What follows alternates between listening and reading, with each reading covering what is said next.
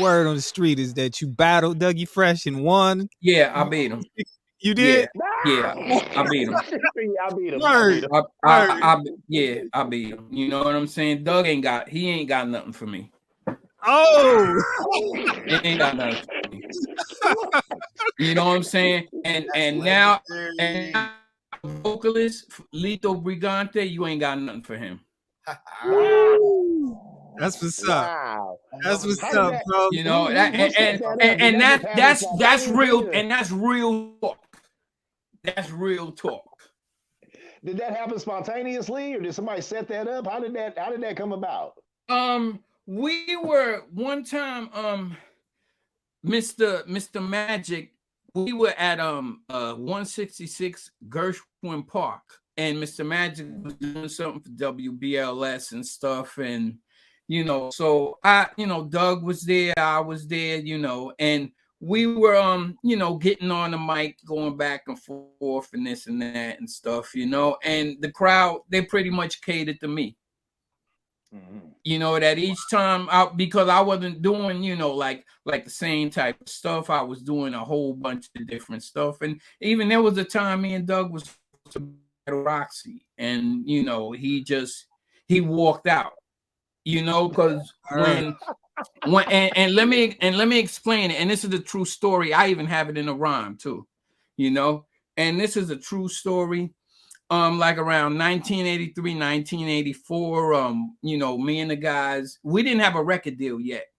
So we went to the Roxy, and, Jekyll and Hyde was performing. There was quite a few really old school acts that, were performing on the bill. So Doug came on the stage and stuff, and he grabbed the mic, he did a little something and stuff, and then me and Daddy O and them, we stood in the front going, yo, this and that, at the time, like I said, we didn't have a record deal, you know what I'm saying? Mm-hmm. So the host, grabs the mic and said, what, is there a human beatbox out there? And so we was like, yeah, we was hollering. So the guy, brought me on stage. He said, 30 seconds. He said, do 30 seconds or something. So I started doing scratches with my mouth. I started doing a drum roll, and then I broke down a beat and stuff, and I had the crowd moving. I had them moving and stuff. You know what I'm saying? So then I got off the stage, and Doug came back on, and Doug said, well, I would battle him, but I don't want to embarrass him.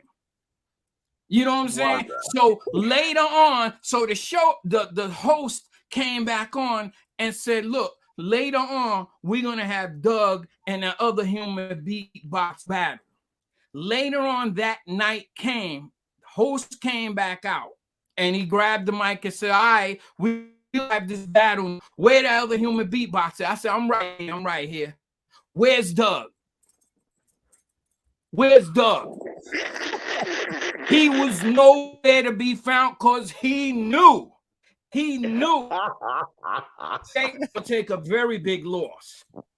A very big loss to somebody that at the time didn't have a record deal and wasn't as him. He knew he was going to take his loss that day.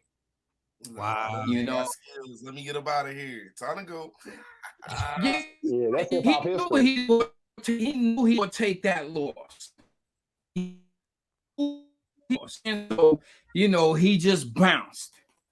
And also Stetsasonic, let me tell you, we also had there was a rap contest at the Roxy, and there was like a lot of acts.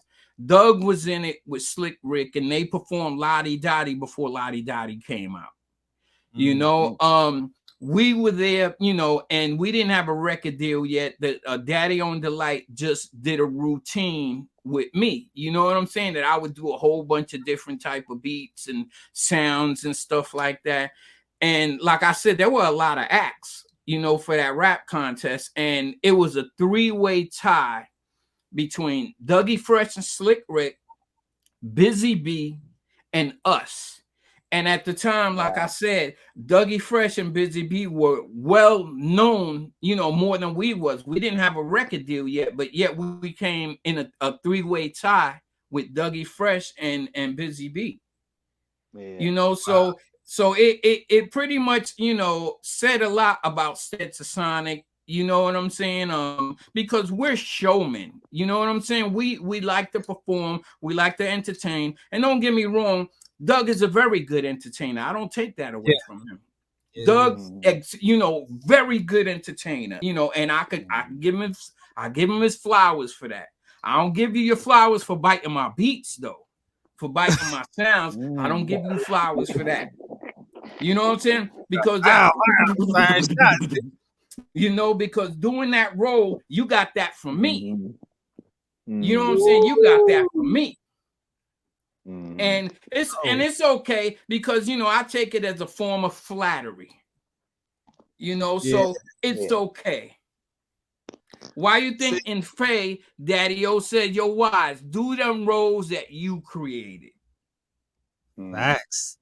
You know, I mean, you know, think about it. You know, I'm the one that came up with it, and he got a deal before we did, so he was able to use some of my sounds before I got to use them. That's crazy. Wow. It's like back then you had to show your stuff, but people could still use stuff that was already put on. And now the thing about it, I can guarantee you he will not admit it. I can guarantee you that he will, because he's supposed to. Just because you the original, it doesn't make you the best. You know what I'm saying? Because even right now, you know what I'm saying. Rizel, very good, and he's a good friend of mine. Very good friend of mine and stuff. You know, if me and Rizel went at it, he'll wax me. Right now, he'll tear me apart. You know what I'm saying? At my prime, it would have been a good battle to see. Yeah. You know, I was going to bring up Rizel. There was a lot of legendary. That was part of the group of hip hop back in the day. You had to have your DJ, your beatbox, your MCs, and you know what I'm saying. Yeah, Rizel, you know, he's, you know, he not on, you know, I give him his props. Godfather of noise. And and he's a gentleman too. You know what I'm saying? Very cool individual and stuff. Very cool. It was one time like overseas in Amsterdam, they normally have this thing called Urban Matters. So we performed there, Stetsasonic performed there a few years back.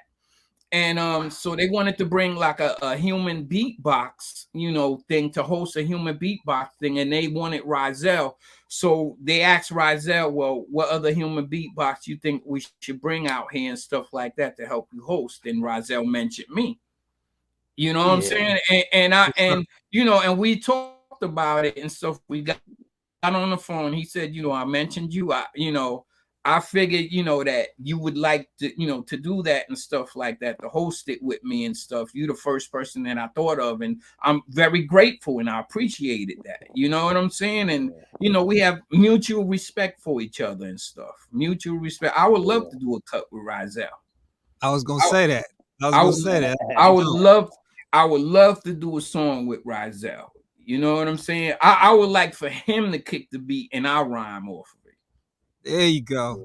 You know, but I would definitely love to do something with Rizel. Man, that would be fire, bro.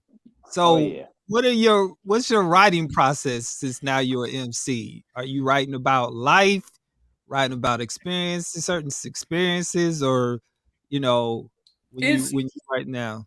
It's depending, you know, like with the Stetsasonic album, you know, to a degree, I kind of felt that we continued from where we left off. You know what I'm saying? And whatever the guys, you know, want me to write about, I write about.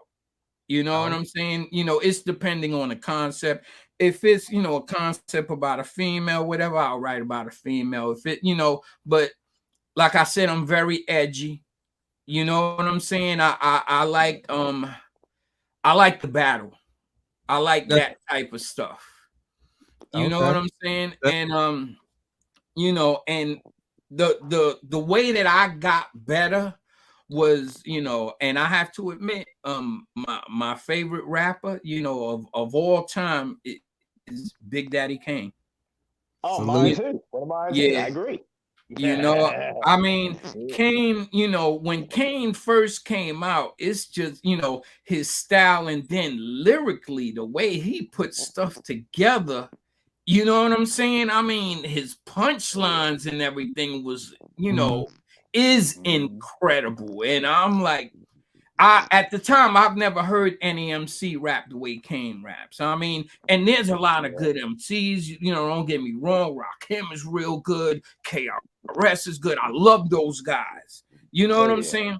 It's just the way that Kane put a rhyme together that, you know what I'm saying, that made me want to be an MC. That made me want to say to the human beatbox, nah, I got to slow this down. I want to do this. I want to thank you, man. And as always, man, I want to straight up give our hip hop people that we grew up with hip hop flowers, man. Because you paved the way for the way we live, man. And when you listen to Stetsasonic, man, it brings back a lot of memories, man. For me, I'm no for Fizz, or maybe kid, you know, you might have heard it. Yeah, talking all that jazz. Just say step. All my brothers. Oh man. Thanks a lot, fellas. I really appreciate being on the show. I definitely had a good time being here and stuff. And you know, anytime you guys want to do it again, you know, holla at me, and I'm willing to do it again. We could, you know, get into more laughs and all this and that too, and stuff, you know, because I ain't got a problem with laughing either. You know what I'm saying? We can joke around and stuff. You know, that's something I'm pretty good. I was a jokester of Stetsasonic, so I had a good feeling. Usually the dude that's beatboxing in the group, he the one who keep everybody's spirits up. Oh, you literally the drummer, man. Back in wartime, we had that dude to keep everybody's morale up, man. Yeah. So the beatboxer has to be the dude with all the best jokes. Yeah, you know what I'm saying? I mean, you know, many a times, you know, I would joke around with the guys and stuff like that, and you know what I'm saying? I mean, just to lift everybody's spirits up, you know, just to keep it that way. You know what I'm saying? I just like to joke around and stuff, you know? Yeah. What are social media for people who so they can get familiar and you catch up with you guys? Catch up with you too. Yeah, Stetsasonic, you know, Stetsasonic on Facebook, what the real Stetsasonic on Facebook or on Instagram, or you could just log in Stetsasonic. You'll be able to find it on Facebook. The real Stetsasonic on Instagram. Our closing line and our recordings, you could find them on Stetsasonic.com.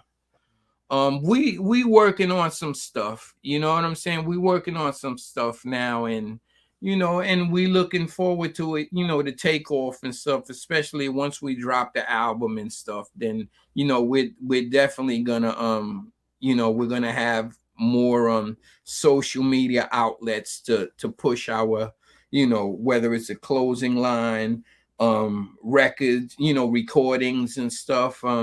But for right now, you know, you could check out our Facebook page. You could check out our Instagram page. You know, my page is Wise Roman. Facebook, you know, on Instagram is The Original Wise One, and that's spelled DA, Original Wise, and then one spelled out ONE.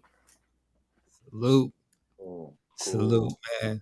All right, man. I appreciate you taking the time to speak with us, and I wish you and the crew much success, man. Thanks and a lot. Can't wait to hear your solo project, man. Thanks a lot, fellas. I appreciate being on here, you know, and I'm sorry it took long to log in and stuff, you know what I'm saying? But I was able to find a way, you know what I'm saying? Yeah, made it happen, bro. It's all good. Oh yeah. All right, man. All right, so fellas, y'all take it easy. Have a good one. Be safe. All right. All right, man. Peace. All right, peace, fellas. Spitfire Save the Matches Radio is now available in all apps.